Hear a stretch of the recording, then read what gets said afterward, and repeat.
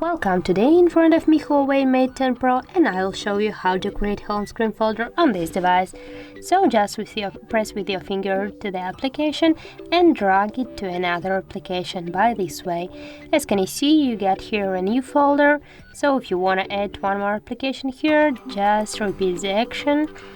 And now we can add more applications here by tapping on this plus and just tap here on the checkboxes.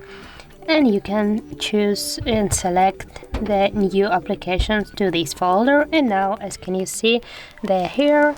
If you want, you can remove this application from the folder. Just tap again on the checkboxes, and as can you see, that's done. Also, we can rename the folder. For example, here we can tap the apps. Now tap OK and go back, and now as can you see that our folder has renamed successfully.